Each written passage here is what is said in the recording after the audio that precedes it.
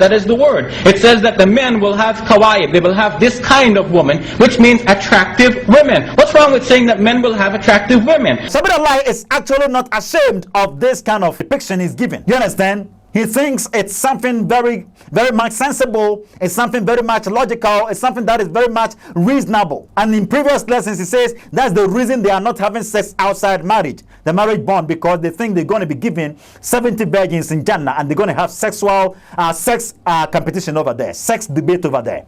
On the other hand, Ezekiel says that this woman had sex with these men whose members were like that. Why do you have to find out what the members were like? But Shabir is trying his possible best to link this kind of ideology with, or link it up with, and to that of Ezekiel 23 verse number 20 and 21. Which author was finding out what the members of the men were like and their emissions were like and writing that in the book of God? You tell me that this is the book of God? I will be straightforward in answering this question, okay? I will tell you that surely the Bible, okay, isn't talking about any physical thing. You understand? The Bible isn't talking about any physical members of anybody. You understand? The Bible isn't talking about anything like that. It is something figurative. It is something representing something else. And the Israelites themselves did understand this. No, I don't think so, folks. And he said I produced that for shock effect. But indeed, the Christians are shocked. They don't realize that something like that is there in their Bibles.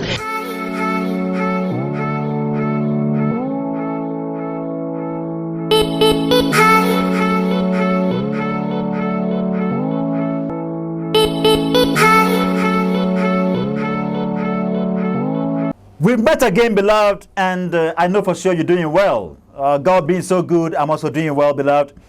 We are still on the the debate that went on between Dr. Shabir and Shamoun. I'll be get to him. They actually were debating about the authenticness of the Quran and the Bible as well. But Shamoun is defending the Bible and Shabir is defending the Quran. How we get to him. So they headed on to this this idea of sex in heaven and all that. So according to Dr. Shabir, there's actually going to be sex in heaven. He do not feel shy saying this. How we get to me. Shamoun is actually also defending the idea that there's never going to be anything like that in heaven. How we get, though he didn't lay much emphasis on that, but he employed some kukui fallacy over there by saying that actually that corresponds to or with the that of the statement in Ezekiel 23 verse number 20 and 21. Though he later clarified that. I'll be getting to me, and surely I think we are cool with him. Well, let's take a quick break and we return to the other portion of Dr. Shabir, okay, in responding to Shamoun.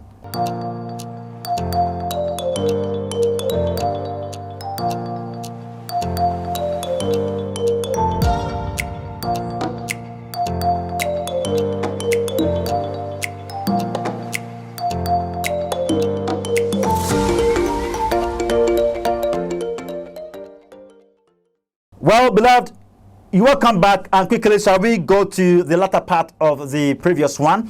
Surely Shabir actually spoke of the Huwaib. How we get to him. So Shamoun had already said that he actually didn't give the interpretation to Huwaib fancy. It is putting out the idea that women are the women are with swollen breasts, but rather it was a reference from the book of Ibn Kathir. So what actually Shabir said was that surely even if that is the case, it doesn't change anything, meaning he accepted or he acceded to the fact that it is actually swollen breast, and it isn't what actually he was saying. Let's watch him and return. But not the pain. Now what about kawaib? It doesn't matter if a Muslim said that. It is true that kawaib refers to women who have come to that age where their breasts have swollen, as opposed to young girls who do not have that. Well, beloved, I think I gave you a lot in the previous lesson, okay? And I actually made you aware that indeed, according to Dr. Shabir,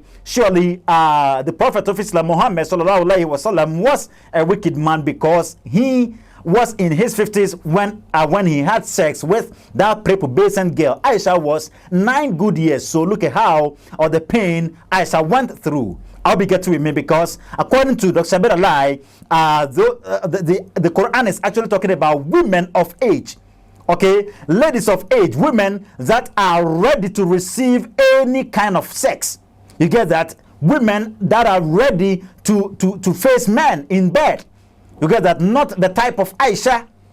I'll be getting with me. So according to Dr. Shabir, those women with swollen breasts, the Quran puts this so as to oppose to the young girls, okay, that like Aisha, who do not have that swollen breast. Okay, so this tells you a lot about the Prophet of Islam and Islam itself. Well, what next? It is a word in Arabic depicting this level of age of growth, of puberty, of teenagerhood, and that is what is promised for men in paradise. Okay, so according to Shabir again, it's a word, Waib is a word, the Arabic depicting this level of age of both of puberty, of teenagerhood, and that is what is promised to men in paradise. Okay, it is promised to only Islamic men in paradise, because the Quran isn't for the whole world.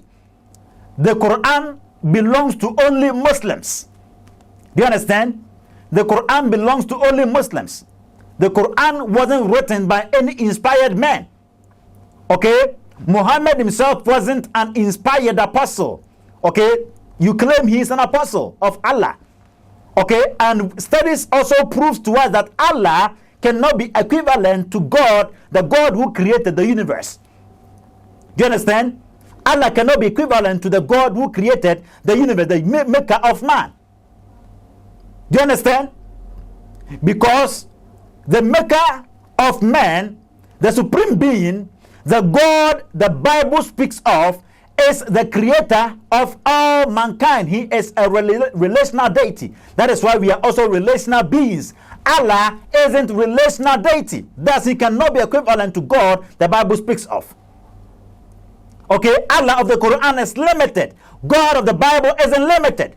The God who created everything or time and space isn't limited. The Quran asks, Surah Al-An'am, ayah 110. How can God have a son when he do not have a consort? Okay, placing limitation on Allah. How can Allah have a son when he do not have a wife? Meaning, if Allah do not get a woman in bed, if Allah do not have sexual relation with a woman, he cannot bring forth a son.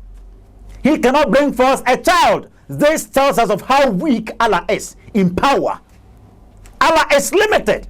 So the idea of kun fayakun is a lie. He just says be, and the thing just happens. This is a lie. He couldn't have said be and Jesus had happened. No.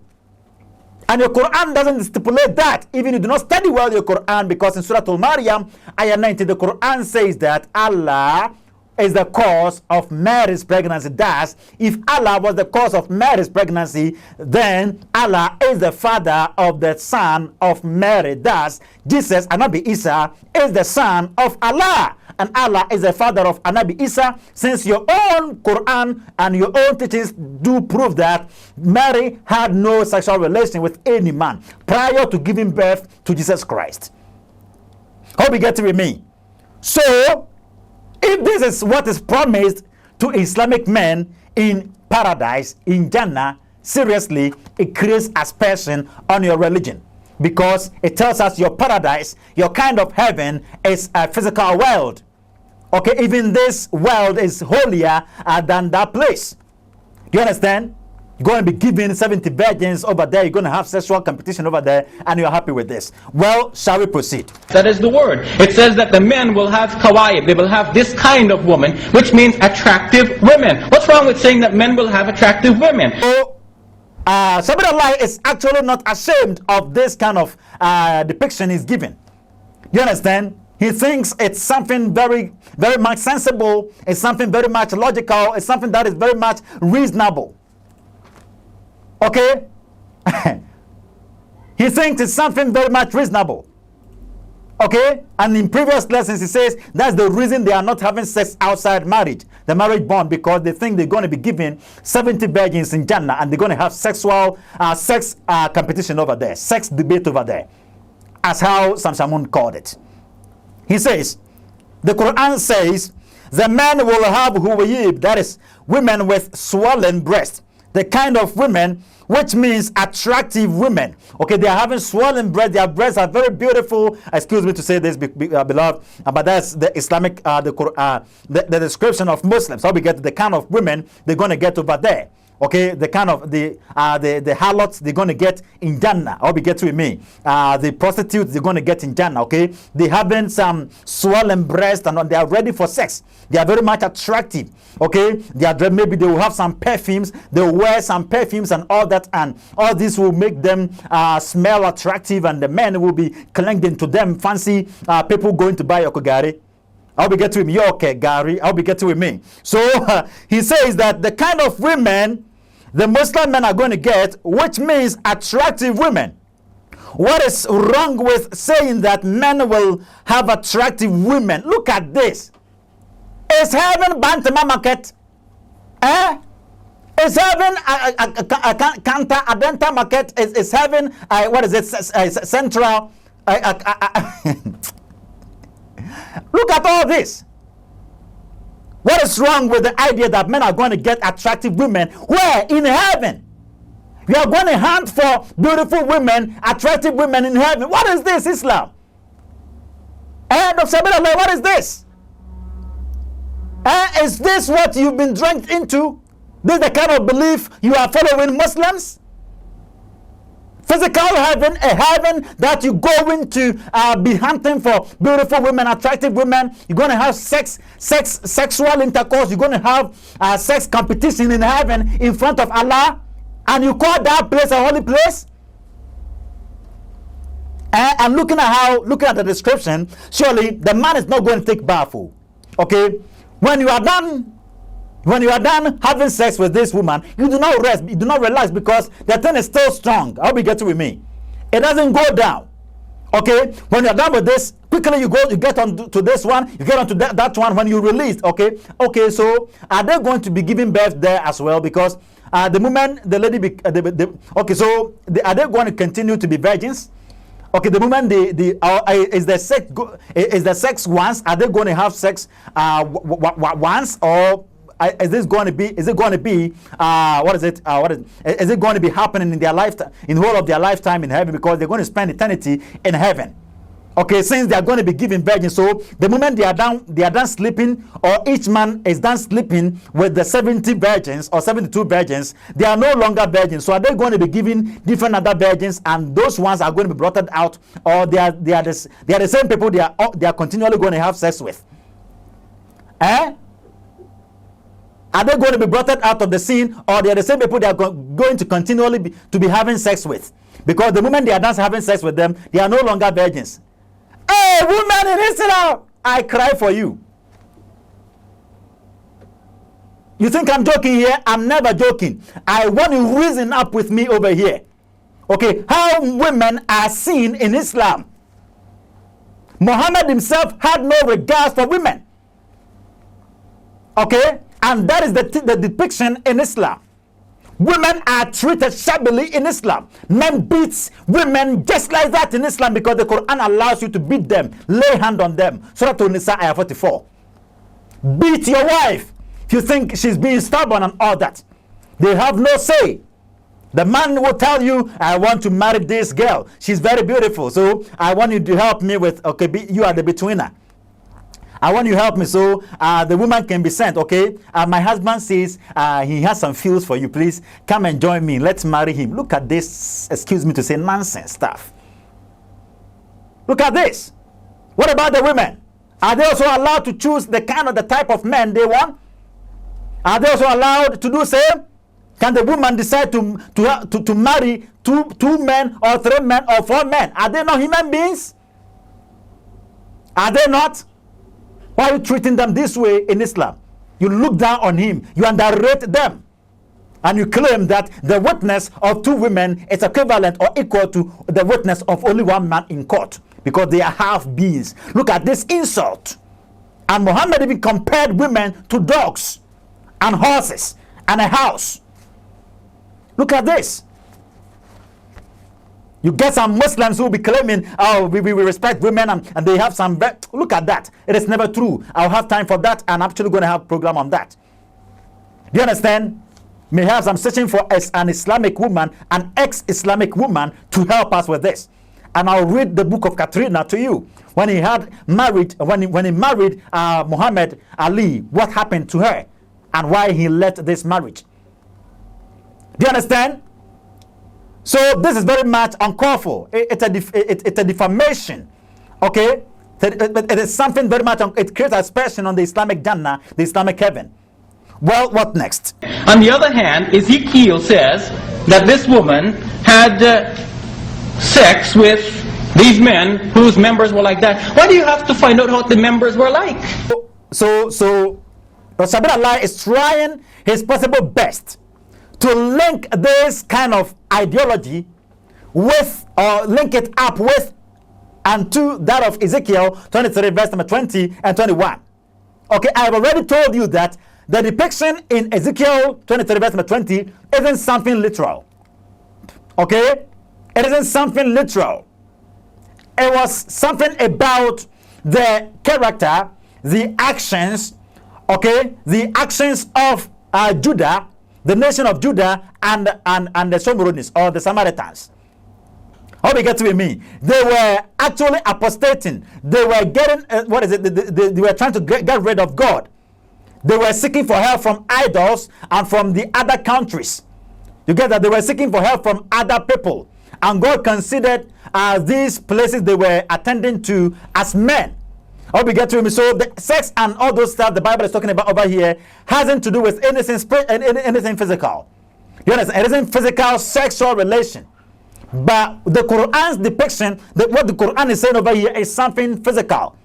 And the Shabir isn't ashamed repeating this, laying much emphasis on this. He's actually going to be giving 70 virgins, and when he's done with those 70 virgins, Allah will cut them off, and Allah will give him the next day another 70 virgins. When he's done with them, they'll be cut off because they are no longer virgins. You understand? So the women are going to be used as doormats in heaven, in the Islamic Jannah.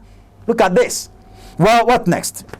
Which author was finding out what the members of the men were like and their emissions were like and writing that in the book of God? You tell me that this is the book of God? So, according to Shabir, which author was finding out what the members of the men were like and writing that in the Bible, telling me that this is the book of God? Well, I'm not going to employ any Tukokwi fallacy over here or argument over here. Okay? I'll be straightforward in answering this question. Okay? I will tell you that surely the Bible, okay, isn't talking about any physical thing. Do you understand? The Bible isn't talking about any physical members of anybody. You understand? The Bible isn't talking about anything like that. It is something figurative. It is something what is representing something else. And the Israelites themselves did understand this. Okay? If you really study well the Bible, you will understand this. You get to know that the Bible isn't talking about actual members of any man. Okay? The Bible was talking, God was making reference to the actions, what they took from the Israelites, what they took from the Samaritans or the Judeans and all that, what they gained from them, how they misused them and all that. How they made them become miserable, fancy they do not have any God and all that. That's exactly what the Bible is talking about over here. But it isn't talking about any physical members of any man or anything. Do you understand? So you have to get it right and study what the Bible. Okay, so to us of who was the author writing this and had wanted to know about the members of the men that were having something to do with the Israelites and all that. And when you study what the Bible, you get to know that the Bible isn't talking about any single individual, but rather it was talking about a whole nation as one person. Okay, it was talking about the whole Judah as one person. It was talking about the whole Samaria as one person. This tells you for sure that it isn't some literal thing. Okay? And the so-called children's Bible you're holding isn't Bible, because there isn't anything like children's Bible. Children do not have Bible. Bible is only one. It belongs to everybody. And it's valid at all times for all people. There isn't anything like children's Bible. So the Shabir Allah, you have to, I will implore you to study well the Bible. Okay, you have to be very much conversant with biblical passages and all that, and you wouldn't be arguing this way. So I think this is an interrogative question. Again, it needs no answer, because it's about you not studying well the Bible. Apply well your hermeneutics and also your exegesis. Lead up the meaning of biblical passages very well. Well, what next? No, I don't think so, folks. And he said I produced that for shock effect, but indeed the Christians are shocked. They don't realize that something like that is there in their Bibles. He says he don't think that this portion of the Bible was something written or given or revealed by God. And again, he continued to say, and he said that I produced that for shock effect. Indeed, the Christians are shocked when they realize that something like that is in their Bible. No Christian is shocked over here. I never feel amazed because I study what the Bible. Okay, Christians that do not study what the Bible are going to feel amazed, or are going to be shocked reading this or seeing this or discovering this in the Bible. But if you study what the Bible, even if you are a casual Bible student, sit up on your buttock to study what the Bible, and you get to know, or you get wind of the fact that Ezekiel 23 verse number 1 through 21 isn't actually talking about something literal. Okay, it is talking about something else. It is talking about a whole nation and their deeds, their actions toward God. Okay, their reactions and all that toward God and all that, and what they're doing with the idols of the other nations, how they're consulting, they're seeking for help from other nations and all that, and they are not seeing to what actually God is going to do for them. They are not considering the providence or the provisions of God and all that. That's exactly what the Bible is talking about here. It isn't something physical or something literal. Do you understand? Thus, no Christian will feel shocked if they are actually studying what the Bible. So this is nothing. Okay, so it's indeed a shock effect you're trying to create. Okay, it's a shock effect, and it's going to be shocking to any Christian who do not study what the Bible. If you study what the Bible, and perhaps you're listening to this reaction, surely you're going to say, you're going to abnegate the idea that something like that is in the Bible, because it is never literal. God was talking about something different. And if we are interpreting these stuffs to our children, they will understand. Okay, when as long as they study the Bible and they don't understand stuff like this, we will help them understand. And actually, we do not create the meaning, but rather in the contextual aspect of these texts really depicts something figurative and not something literal. What next? And our final part. So we ended up. And they have to now, except for a few who are shouting hallelujah in the front. Now, I have to leave it there and come back to you in the next segment when we'll conclude this important debate. Well, so he says he's ended up here.